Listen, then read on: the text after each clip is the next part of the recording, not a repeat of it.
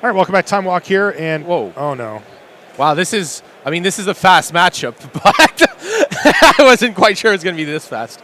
Okay, we slowed down a little bit. Okay. I feel better now. Right, so the matchup is Burn versus Affinity, and there's a lot that's going to be happening on turn 1, so I'll let you explain what's going on first, and then I'll explain the macro. We've got Signal Pest, we've got Ornithopter, we've got an active Mox Opal with, thanks to that Blink Moth Nexus. And what else is there? Because Joel is just absolutely dumping his hand on the battlefield here. On the other side, Grim Lavamancer, it looks like it's a Vault Scourge, could pose real problems for this deck if Eric has a little bit of time to kind of stock up his graveyard and start activating it over and over again. Yeah, so this matchup's usually favorable for Affinity because they can dump their hand quickly. They have Vault Scourge with Cranial Plating as a potential, and they go fast. They don't take incidental damage apart from casting Vault Scourge. However, Eric did two important things. The first one is he won the die roll, which means that his Eidolons are negative cards, and he also gets to have initiative and potentially get there with a turn 1 creature like a Goblin Guide, a Swift Spear, or a Lavamancer. And now he's also played Lavamancer, which I think is the most important card in this matchup from the Burn side. Okay. I don't actually think there is a card that is more relevant. The second one would be Searing Blaze. Basically, the problem is the Affinity clock is very fast, and the Burn deck can only afford to burn creatures so much. So, you basically anything that burns a creature without sacrificing precious resources to go to Joel's life total are critical, and that's what Grim Lavamancer is. It's a resource, right? Exactly, repeatable damage that can kill a creature. And here we could easily see Eric fire off a lightning bolt or a similar effect to kill a creature and then activate Grim Lavamancer in the same turn to kill 2 creatures and reduce Joel's attacking power to 0. I think the most likely scenario is one possible scenario. So Eric went for your line. Now we're going again. I'll tell you what. He reduces attacking power to 0. Yes, he has the ability to activate Blink Moth and attack for 1 if he really wanted. But the truth is, there we go. That's not actually possible because there were only 2 artifacts there. Okay, well, he can't activate. He can't use the Spire there? Or? The Mox Opal. The Mox Opal needs Metalcraft. So that was one thing about Eric's play is it did turn off Metalcraft. Wait. What are you referring to right now? So Mox Opal. You're saying he can't cast the Ravager? Yes, because right. I thought you were referring to what I was talking about. Oh, no. I sorry, get you now. Yeah. So you're saying he is not allowed to cast this spell. He's going to need to use his 2 lands to do it. Yes. That will give him Metalcraft, and now he can use those. Right. So there's no problem. I'm pretty sure Joel, because Metalcraft is almost always on, right? So sometimes you say there's no problem. There's no problem because Eric was all over it. Well, no. The reason I say it's always better to call a judge in these situations anyways, but there's no problem in a way because Joel was planning to play an artifact and then use his Opal anyways. So thankfully it was okay here.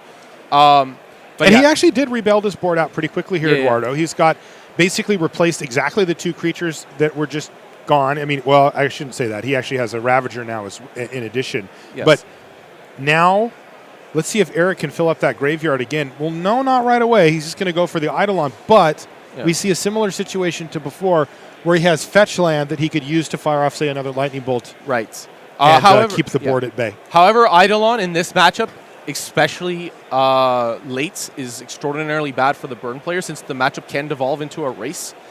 And the and the Affinity deck also has a lot of flyers. So the Affinity deck can essentially choose, I'm going to ignore this Eidolon. I'm just going to go above it and attack in the air.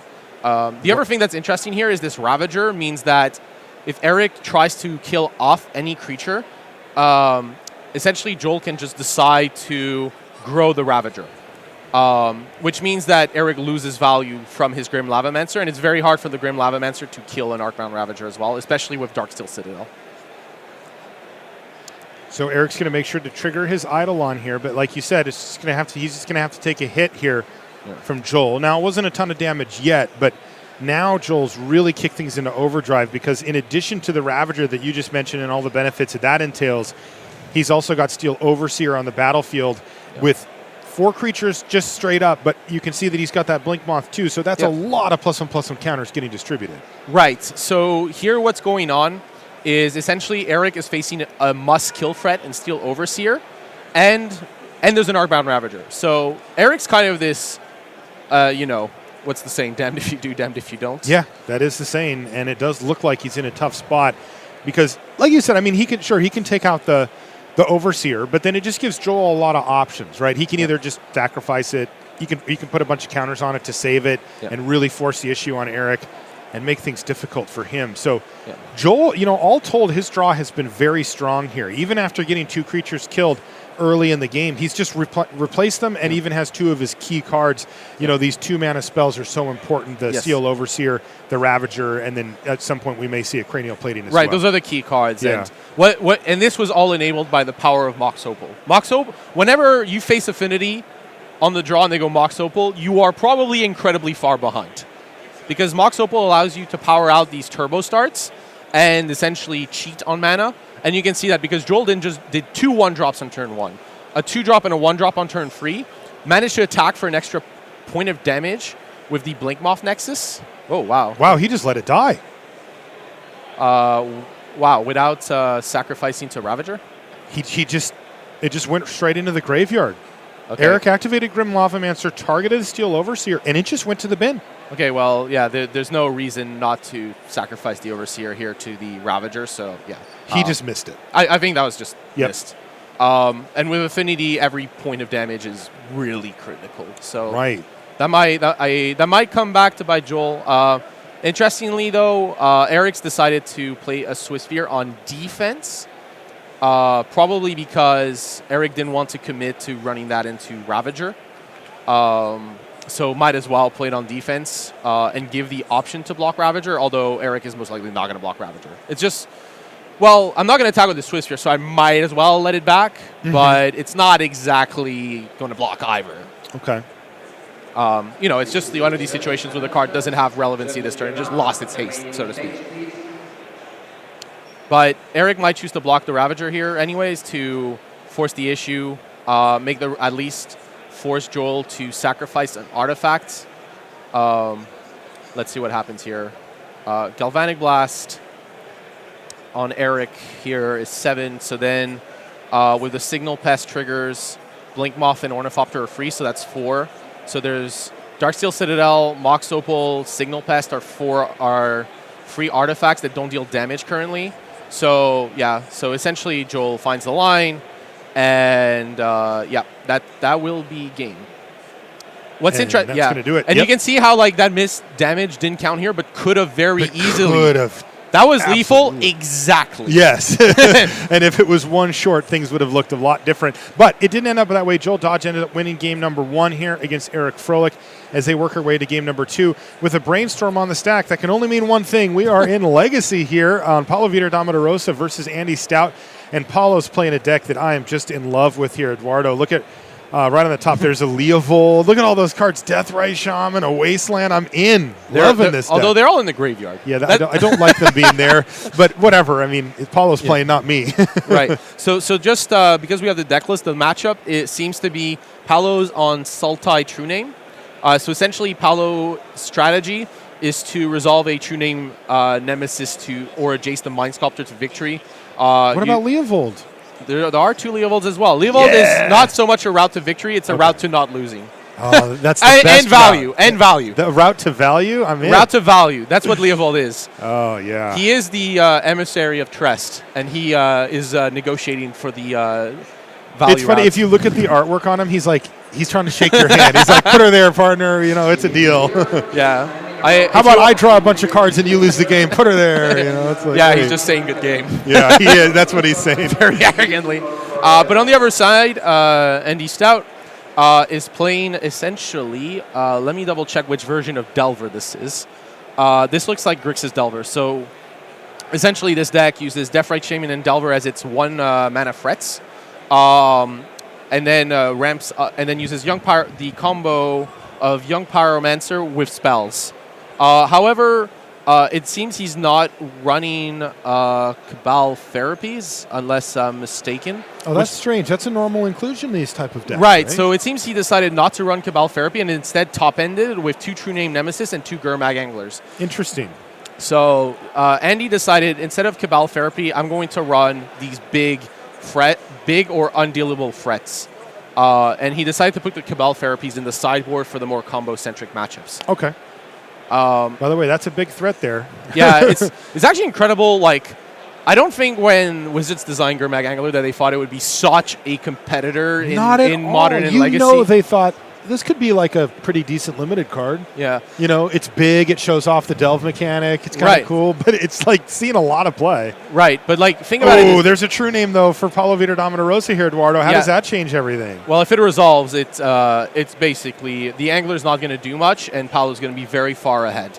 Also, Paulo has one copy of Umezawa's Jite in his deck. If he ever decides to draw that, however, the Force of Will here. Yeah, there we go. Paulo actually has his own copy of Force of Will in hand.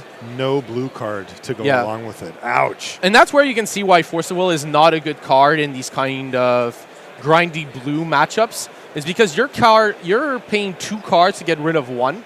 It's basically Andy's Force of Wills are much better because Andy's trying to stop a big play from Paulo, which Paulo has to tap out for. But Paulo needs all his cards because the difference is Andy doesn't need that many lands, but Paulo does. So that means that Paulo can't return as many lands to Brainstorm and will have less cards on average than Andy would. And he'll lose a bunch to those Force of Wills, yeah. Right, because like Paulo's card advantage comes from these cards. So if they don't hit play, essentially Andy gets to use his Force of Wills effectively. That's at least game 1. Most likely Andy will not. Paulo will definitely get rid of his Force of Wills for game 2. And probably we'll still keep those fiddle pushes in, although they look really embarrassing right now. Yeah, they look really bad right now. And unfortunately, Paulo even drew another fetch land, so he can't even play it to go for a hard counter with the Force of Will. He would just die. What I find is, because he's at 2. Because he'd be at 2 after the attack here. So no reason to play it. Just keep it for a Brainstorm. Really just in a tough spot here is Paulo Vitor Damo Rosa. Though, if you take a look at the top of the standings there, Eduardo, we see that Ben Stark doing bang 2-0 against Zach. So he's already up a game. And by the way, this one looks like it's just about in the books here because that's a true name nemesis now for Andy. And Paulo's just going to draw his card. I think he knows he doesn't have any outs at this point. And we're going to proceed to game number 2. And this could be an upset. We've got Joel and Andy up a game each. Yeah. They need to win 2 games apiece in their matches to take this round down. But Ben Stark kind of holding down the fort and making things difficult, putting his team ahead. Yeah, looking at the match that Ben Stark played, he was essentially on Ramunap Red versus Sultai Pummeler. And that matchup is atrocious for the Pummeler deck. And Ben Stark confirmed the win. That's a bold... Like, going into this field with Pummeler? Yeah, that is gutsy you have stuff. you have the choice of any energy deck, and you decide to go for the kill. Yeah. It might not work out well there for Zach, but we'll see as we work our way through the day here. We've got game number 2 on our middle match. This is Modern. Eric Froelich is playing, a deck he's called Ramanop Red, which is, he designed the deck. Yeah, well, I think many have designed this deck, to be fair. I mean, he put himself as the deck designer. So. Yeah. For old school players out there, I find that the name is pretty atrocious when there's not even a Barbarian Ring in the deck, like a land that deals damage, essentially. But yeah, essentially post-board, this matchup gets a lot better for Burn because Eric has access to 4 Destructive Revelry, basically a burn spell that acts as a Vindicate at instant speed, so that's pretty good. That is pretty good. And also adds a Searing Blaze and free Searing Bloods. So the problem in game 1 was that Eric couldn't both deal with the creatures and deal with Joel's life roll. That's no longer the case for post-board games. But Burn usually maxes out on these cards, goes up to, against Affinity, like 10 to 12 copies of cards that destroy a creature plus do damage. Right. So the matchup post-board is a little bit in Burn's favor, in my view, but is still anyone's game. Interestingly, Joel played Mox Opal here, but couldn't activate it. It's actually interesting that Joel chose to cast the Mox Opal, since Eric is most likely going to cut Eidolon, and he could conceal that information. But I think in the dark, even though it's quite possible that Eric would board out Eidolon, and most likely, I think it's okay throwing out the Mox Opal just now, because you don't want to take that risk that Eric would have kept the Eidolon in and decided that on the play it was too good a card to not play. There's that Destructive Revelry right now. Yeah, on Vault Scourge. The Vault Scourge. Anything that says lifelink on it, for sure the Burn deck has to kill. It's just... I mean, you can race a lifelink threat if you're really ahead with a key skull crack to prevent any life gain. But yeah, so yeah, right now Joel's sitting with a very sad Mox Opal and Enigma of Nexus. This is just a thrashing here. Of course, Goblin Guide really doing its thing as well, piling in repeatable damage. Such a key. If it goes left unchecked, it's so hard to beat these red decks. Most of the time you figure, well, they're going to try to throw, the classic quote is like 7 burn spells or whatever. But Goblin Guide, every attack with it is, 1.5 of those over and over and over again. Think about the burn deck as a combo deck. That's actually probably the best way to put it. Yeah. The burn deck is a combo deck that has to assemble normally 6 spells to win against their opponent. Yeah. They just assemble the 6 pieces of the puzzle and then win. The key for the burn, basically, to know if burn has a good matchup, ask yourself the question, are my creatures part of the puzzle pieces of the puzzle? If they are, as in they are more likely to deal damage than not, then the matchup's good. If they're not likely to deal damage, then the matchup is bad. So if the creatures are invalidated, then the matchup is normally very atrocious. And if the creatures are going to get worse, like here the Goblin Guide attacked twice, then the matchup is pretty good. Goblin Guide not necessarily at its best against Affinity, but it remains still pretty strong, and you never cut this card ever. So I think there is one matchup actually where you do cut Goblin Guide, which is the Burn Mirror. Oh, yeah? Yeah.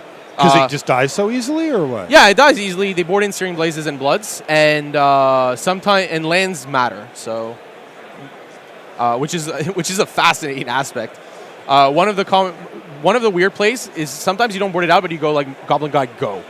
Oh, that's weird. That they have can't feel right at all. If they have a mountain up, it's often correct as well. All right, there's a Searing Blaze. You mentioned that in the first game as one of the key cards in the matchup here. As it piles on, once again, you see this with Destructive Revelry and now the Searing Blaze, it can pile on a ton of extra damage. And Searing Blaze does target players, remember, as well. So even with the sacrifice, it will still, try to do its best to resolve the rest of it, knocking him down to 7. Yeah, so Eric's still probably going to attack, forcing Joel to sacrifice his Mox Opal. Look at this, a Cranial Plating. Not the card you want, really. Not really, right? It's interesting. It's one of the best cards in the deck, but he's so far behind. Yes. He doesn't have time for it. Nope. So here, Joel's kind of locked into blocking probably the Swift Spear and sacrificing Mox Opal onto Ravager. It was really interesting how Joel last turn also activated his Inkmoth Nexus in order to turn on Metalcraft, use his Mox Opal, play another Mox Opal, essentially turning, basically allowing himself to be ahead on that 1 mana and cast the Ravager. You can basically turn Mox Opal into Lotus Petal, sacrifice, add 1 mana. Yeah, that was a big change when they made that rule change, was certain decks are able to leverage that. This is one of them. Yeah. Doesn't come up super often, but it's certainly relevant when it does. Yeah, and you can also sacrifice additional Mox Opals to Ravager if it's in play. So yeah, here Joel draws the plane. I can't quite see Joel's hand, but it's not many cards. And you can kind of see the difference here is because Eric is dealing with Joel's permanence as part of his burn package, it cuts a card from Joel. I'm pretty sure Joel mulliganed this game, though, so he was really pretty far behind. And you can see the difference when Eric has access to Destructive Revelry and Searing Blaze compared to not. No kidding. This is just absurd. Joel has not only not been able to keep a board state going, his life total has been plummeting every turn in conjunction with that. This is a really sad moment where you don't even equip Cranial Plating to Ravager. No, and he's just now getting attacked by 2 Goblin Guides. I'm pretty sure this is over. I saw some bolt in Eric's hand. I mean, even if I couldn't see Eric's hand, I think he has a Helix. Yeah, he has something. It doesn't really matter. Okay, Helix is good. Yeah, there we go. And there we go. So that's going to be game number 2 going to Eric Froelich. He's now tied things up against Joel Dodge. And this is getting kind of interesting because, again, take a look at the match scores. Ben Stark just game. Yeah. We didn't get to see a single turn of that. That's all good. And it was over. But that means that he's got to look down the line and say, okay, Hall of Famer Eric Froelich, okay, Hall of Famer Belateche-Dodge-Stout, Damo, Rosa, I need you guys to pick up one of your matches for us to win this round. And Eric fighting back to 1-1. Meanwhile, Andy Stout defeated Paulo in game number 1. How does game number 2 look? I see a Jitte on the battlefield. Yeah, Jitte is really important against Andy's non-Gurmag Angler, non-true name threats. Since it essentially kills any X1, so those cards get a lot less value. What's more important, though, for the early game is that the Wasteland, the Deathrite Shaman puts Paolo very far ahead on mana and allowed him to essentially play a Daze and a Wasteland, which normally would not be... they're still good on the play, but with Deathrite Shaman, you go really far ahead. So yeah, so Andy decides to cast the Young Pyromancer here, essentially because he can probe and get some value. And if Paolo doesn't have a land, then he can't equip the GT, but Paolo has free land, so that's not going to be a problem. Right, so GT is really starting to loom heavy on the horizon here. Yeah. As we know how good it can be against cards like Young Pyromancer. Right. Just tearing down it and then its little friends. Right, but there is a cost. Yes. Deathrite Shaman's only a one. I say only on 1/2. It is a 1-mana card that does everything. The fact it's a 1/2 is still pretty egregious. It's agreed. But yeah, so here. But still, it will die. Is Yes. the point, right? If he attacks, Andy can trade it off, or Andy should. Andy pretty much has to. right. So here, I'm not. I think that Paolo's best line here is going to be to just play the second land, equip the GT onto Deathrite Shaman, and then attack. Andy will be forced to block with Pyromancer, since otherwise it just loses to a counter. Yeah. Because the problem is, like, if Andy lets Deathrite Shaman resolve with GT equipped, like, it's just going to snowball. So Andy is forced to trade with a Deathrite Shaman, hope that Paolo draws just air, and comes back. Andy also has a Gurmag Angler in hand, so he can definitely fight through this GT. But yeah, it is interesting here to see, like, the sequencing here. Like, just Wasteland, Daze, Deathrite Shaman, like, how that all works out in the early game. Because you can see, like, Lightning Bolt, Delver of Secrets. So we can infer from the start of the game that Paolo played Deathrite, Andy tried to Lightning Bolt it, Paolo dazed it, and then Paolo Fatal pushed the Delver and played Umezawa's Jite, off playing Wasteland, destroying one of Andy's lands. Yeah, that was a lot. There was a lot going on in the start. Why does Paolo have that Underground Sea in the middle? Oh. Lands before. No, Paulo, no. It's been years, Paulo. You should know better. It's because lands are more important. I mean, there are matchups. You know, he used to play like that. Yeah? He used to be a lands in front player for a long time. But we actually have a rule now that you're not allowed to do it on camera because it's confusing. Yeah. We're going to go back to Modern. So, yeah. Okay, I guess we'll go back to Modern. We'll probably have an update on what's going on, but it looked like they were getting into a heated argument by the hand gestures, so... Oh, there was a judge call there, maybe? Yeah, so we'll probably get that information. For now, for now, Joel went with Ornithopter, Vault Scourge, totally normal, fine, Affinity hand that lacks Mox Opal. Right. So let's see if Eric can bounce back here. Yeah. So, Eric... all of Eric's key spells, apart from Grim Lavamancer, cost 2. So Eric's best play this turn would be a Goblin Guide. A Swiss Spear would be okay, too, even though it doesn't deal damage. It will deal a lot of damage over the course of the game. Because Eric essentially got a Stomping Ground untapped, I wonder which 1-drop we're going to see, but we're going to see a 1-drop. Eric would cut Rift Bolts, since they're the worst burn spell, and they're the easiest one to cut. So we're definitely not seeing that suspended. And Eric leads off with... Really? Rift Bolts? I'm actually surprised at that. Rift Bolt is usually the card you want to cut because it is the least efficient one. So I'm a little surprised that the Rift Bolt is still in the deck. It probably was shaved off, though, to be fair. He wouldn't have all the copies in. Right, or he might have decided that Lava Spike was worse because it can only go to the head while Rift Bolt can kill a creature, and Eric's plan postboard might be to kill creatures. Okay. But usually Rift Bolt is the card you cut in almost every matchup when you board in a lot of cards because it is the least efficient. It's the least efficient of your burn spells. Double Vault Scourge here, though, for Joel Dodge could present a problem. Well, Eric's probably going to Rift Bolt one of the Vault Scourges. Right. And then he's going to... He kind of has to, though, right? Right. You have to. And then he's going to Destructive Revelry, I would assume, the other one. So... Seems good. Right, so it's most likely that Eric boarded out Lava Spikes and Eidolon of the Great Revel and decided to keep the Rift Bolt because there were not as many cards to board in. So, seeing the list, Eric probably has access to 3 Rift Bolts left. I don't think he would have boarded in the Path to Exile, but he might have. But it doesn't go to face, so I don't like that. definitely always want to go first. Looks like we're time walking a little faster here as this round could be coming to an end somewhat shortly. So we're going to Well, when Eric misses his land forward. drop, I definitely agree with that statement. And by the way, the reason why we left that other game before with Paula was because there was, in fact, a judge call incoming, and they were working out about an extra land drop or something along those lines. Ooh, here's a big moment. Yeah, so yeah, Eric did board in the path, which he just drew. But yeah, Eric being like not having a second land drop is bad. Like, this is really bad because now that S champion actually gets a chance to get going and this is really get out of hand. I mean, he's got the 2 copies now of Darksteel Citadel, and that S champion is just not going to slow down. No, that's like that is a ton of damage. Yes. 1, 2, 8, 3, 4, 5, 6. That is a 2-turn clock. Wow, 7, 8. The Ingmov Nexus can be activated. That's wow, it. and that's game. It was 8, knock you to 8, go. If you can't do anything, I'm going to kill you next turn. And that's exactly what happened. So that means that Joel Dodge defeats Eric Froelich and takes down his match in the middle, leaving us with Paulo Vitor Rosa versus Andy Stout to decide who wins their match and the round. Yes. Wow, our superstar team is actually on the ropes here. Well, down a game. Yeah. So we're going to see this really fast. So the sequence I talked about, the G-Day into the Pyromancer happened. It seemed like the Elemental token no longer exists, so that was probably what the dispute was about, I would guess. Chat said that there was an extra land, perhaps. I don't know. Yes, it seemed like the Flooded Strand that Andy tried to play was gone. It can get really confusing with Wastelands and Dazes on land drops. Absolutely, yes.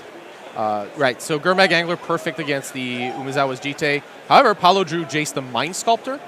So that's going to be really good to... Could bounce it or something later on? Well, yeah, you're definitely going to bounce that. Ooh, Leovold. Oh, wow. Okay, how about Leovold into Jace? No, Pyromancer, but he does get to draw a card off that, right? No, it was he countered it? It is a blue card. No. The fact that it can be pitched the Force of Will makes it as weak to Pyroblast. And this is a huge setback now for Paulo as well, because Wasteland is going to set Paulo back at yet another turn on getting that Jace down. Yeah, and he's taking big hits in the interim. And Paulo's going to be forced to jam Jace, and Andy has access to a Spell Pierce. So barring a really strong... something else from Paulo, like a True Name...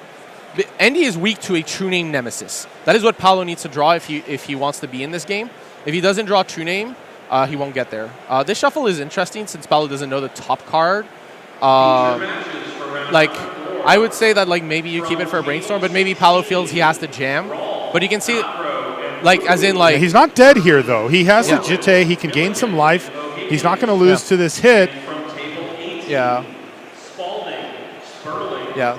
But all right, well, it sounds like the pairings are going up here, Eduardo, so we're not going to quite be able to finish this last game. Yeah. But Andy Stout does, in fact, finish off Paulo Vitor Rosa, and they complete the upset. Fantastic stuff for Andy, Joel, and Zach, defeating one of the best teams in the room. We'll be back with more live magic here from Santa Clara after these messages.